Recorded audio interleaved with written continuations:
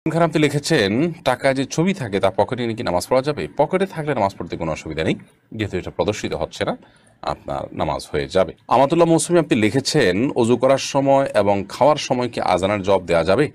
অজু করার সময় এবং আপনার খাওয়ার ফাঁকে আজানের জবাব আপনি দিয়ে দিতে পারেন, কিন্তু অজু করার সময় আজানের জবাব দিতে গিয়ে আবার যেন আপনার পানি অপচয় না হয়, অনেক দীর্ঘ সময় নিয়ে আপনি পানি ঢাললেন, ব্যাপারটি এরকম যেন না হয়, সে বিষয়টি আপনি লক্ষ্য রাখতে হবে। আব্দুল ওয়াহিদ রিমন আপনি লিখেছেন, মা বাবা মারা যাওয়ার পর তাদের ছবি সংরক্ষণ করলে এবং মনে হলেই সেটা দেখলে কি মৃত মা বাবার কোনো গুনাহ হবে?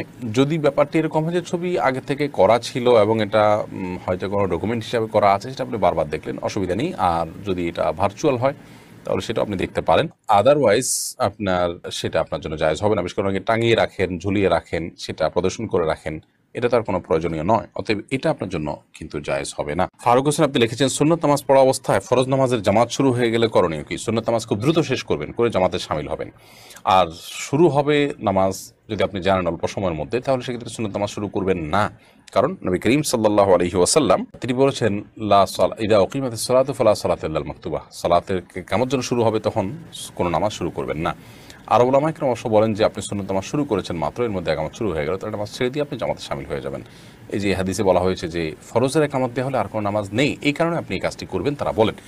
বাট আল্লাহ তাআলা এও বলেছেন, লা তুবতিলু আমালাকুম, তোমরা তোমার আমলকে বাতিল করবে না। এর মানে হলো যখন একামত দেওয়া হয়ে গেছে তখন আর নতুন করে নিয়ত করবেন না। আর আগে থেকে নিয়ত করে ফেলেছেন খুব দ্রুততার সাথে, এখন সে নামাজ শেষ করে দ্বিতীয় বৈঠক 4 রাকাতের নামাজের নিয়ত করলে 2 রাকাতের পর বৈঠক করে সালাম ফিরে আপনি দ্রুত জামাতে শামিল হয়ে যাবেন। আব্দুর রহিম আপনি লিখেছেন, জামাতে নামাজ পড়ার সময় আমার কেরাত শেষ হওয়ার আগে ইমাম সাহেব রুকুতে চলে গেলে করণীয় কি?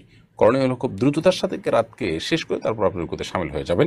অথবা ধরুন আপনি সূরা ফাতিহা পড়ছেন, তো সূরা ফাতিহাতে আপনি মাঝামাঝি আছেন, তাহলে সেক্ষেত্রে যেটুকু আছে এটুকু দ্রুত পড়ে চলে যাবেন সেজদাতে, সরি রুকুতে। কিংবা যদি এমন হয় যে আপনি একেবারে এমন পর্যায়ে আছেন যেখান থেকে আসলে শেষ করতে পারবেন না, তাহলে রুকুতেই চলে যাবেন আপনি। যদি এমন হয় যে আপনি রুকুতে শেষ করতে করতে রুকু আর পাবেন না একেবারেই, তাহলে আপনি রুকুতে চলে যাবেন ওই অবস্থায়। তারিকুল ইসলাম আপনি লিখেছেন, নামাজের সময় সেজদার জায়গায় মোবাইল রাখলে, মোবাইলে গান বাজনা থাকলে নামাজ হবে কি?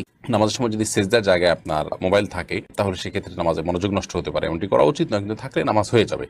আর যদি মোবাইলে নামাজ গান বাজনা ভেতরে থাকেও তারপরও নামাজ হয়ে যাবে, কিন্তু আপনার এই গান বাজনা ভেতরে রাখার কারণে আপনি গুনাহগার হচ্ছেন, সেটি নামাজের মধ্যে নামাজের বাইরে সর্বাবস্থায় আপনি কিন্তু একটা গুনাহ করে যাচ্ছেন। বিধায় একজন ইমানদার এই মোবাইলের মধ্যে হারাম কোনো কিছু রাখা থেকে বিরত থাকবেন, এবং আগের থেকে থাকলে আল্লাহর ভয়ে, জাহান্নামের ভয়ে আল্লাহ পাকড়াও করবেন, জবাবদিহি করবেন, আল্লাহর পাকড়াও অনেক শক্ত, সেই ভয় তিনি মোবাইল থেকে এগুলো পরিষ্কার করে ফেলবেন, পরিচ্ছন্ন করে ফেলবেন। মাহমুদ আক্তার আপনি লিখেছেন, আমি অর্ডারে জামা কাপড় তৈরি করি, জামা কাপড় বানানোর শেষে অতিরিক্ত টুকরো কাপড় রেখে দিলে কি আমার গুনাহ হবে? এই প্রশ্ন উত্তর হলো যে, যারা দর্জির কাজ করেন তারা মানুষের কাছ থেকে যে কাপড় নেন জামা তৈরি করার জন্য, পোশাক তৈরি করার জন্য, সে কাপড়ের যদি অতিরিক্ত কোনো টুকরো থাকে, সেই টুকরোটা যদি এত ছোট হয় যে সাধারণত কাপড়ের মালিকের সেটার কোনো ডিমান্ড থাকে না, তাহলে সেটা তো আপনি রেখে দিতে পারেন, কোনো অসুবিধা নেই। কিন্তু যদি টুকরাটা দিয়ে কিছু একটা হবে এবং কাপড় মালিকের কিছু হতে পারে বা একটু তুলনামূলকভাবে